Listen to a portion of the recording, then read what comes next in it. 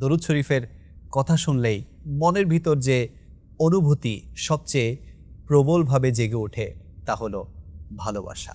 মানুষ যাকে সবচেয়ে বেশি ভালোবাসে তার জন্য সব কিছু করতে পারে। মানুষের ভালোবাসার প্রকাশ যদি আমাদের মুগ্ধ করে তোলে তাহলে মহান আল্লাহ তাআলার ভালোবাসার প্রকাশ কেমন হতে পারে সেটা কি ভাবা যায়? প্রিয় নবী সাল্লাল্লাহু আলাইহি ওয়াসাল্লাম হলেন আল্লাহ তাআলার সবচেয়ে প্রিয় বান্দা। তার প্রতি আল্লাহ তাআলার ভালোবাসা কতটা গভীর তার সৃষ্টির কারো পক্ষেই পুরোপুরি অনুধাবন করা সম্ভব নয়। তবে এই ভালোবাসা এবং রহমতের একটি অসাধারণ বহিঃপ্রকাশ হলো দরুদ শরীফ। صلوا عليه وآله صلوا عليه وآله مرحبا صلوا عليه وآله صلوا عليه وآله আল্লাহ তাআলা সূরা আহজাবে বলেন, আল্লাহ ও তার ফেরেশতাগণ নবীর প্রতি দরুদ প্রেরণ করেন।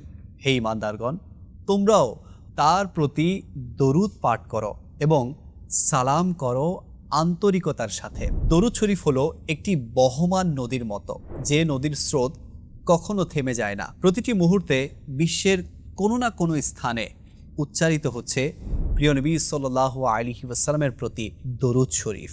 মহাবিশ্বের কোনায় কোনায় পঠিত হচ্ছে অগণিত ফেরেশতা যারা সর্বদা তার উপর দরুদ শরীফ প্রেরণ করছে। এই শ্রদ্ধারায় কোনো ব্যক্তি অংশগ্রহণ না করলে প্রিয় নবী সাল্লাল্লাহু আলাইহি ওয়াসাল্লামের শান ও তার সম্মান অনুপরিমাণও কমবে না। কিন্তু যখনই কোনো ব্যক্তি এতে অংশগ্রহণ করবে আল্লাহ তাআলা তাকে সম্মানিত করবেন। যেমন বহমান নদীতে গোসল করলে আপনি পরিষ্কার হতে পারবেন, কিন্তু আপনি নদীর ধারে না গেলে নদী থেমে থাকবে না। হাদিসে পাকে এসেছে, নবী করিম সাল্লাল্লাহু আলাইহি ওয়াসাল্লাম ইরশাদ করেন যে আমার উপর একবার দরুদ শরীফ প্রেরণ করবে আল্লাহ তাআলা তার উপর 10টি রহমত প্রেরণ করবেন, তাকে মর্যাদার দিক থেকে 10 ধাপ উন্নীত করবেন এবং তার 10টি গুনাহ ক্ষমা করবেন। বাস্তবে দরুদ শরীফ পাঠ করার মাধ্যমে সবচেয়ে লাভবান হয় বান্দা নিজেই। এমন কেউ নেই যাদের জীবনে বালা মুসিবত নেই। দুনিয়ার জীবনই হলো একটি পরীক্ষা ক্ষেত্র। এতে আসে রিজিকের পরীক্ষা, রোগ বালায়ের পরীক্ষা, জুলুমের পরীক্ষা এবং আরও কত রকমের পরীক্ষা। অথচ মানুষ কিভাবে এই পরীক্ষাগুলোর সম্মুখীন হচ্ছে তার মাঝে রয়েছে বিরাট পার্থক্য।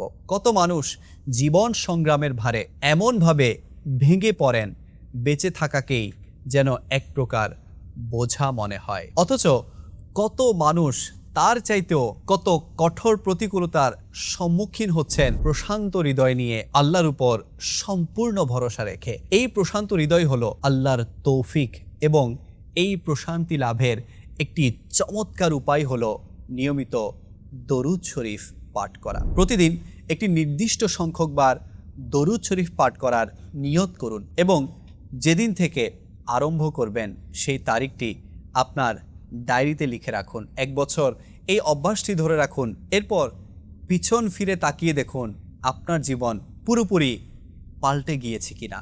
আপনার জীবনের প্রতিটি বিষয়ে আপনি বরকত অনুভব করছেন কিনা। দরুদ শরীফ পাঠের ধারা শুরু হোক আজ থেকে।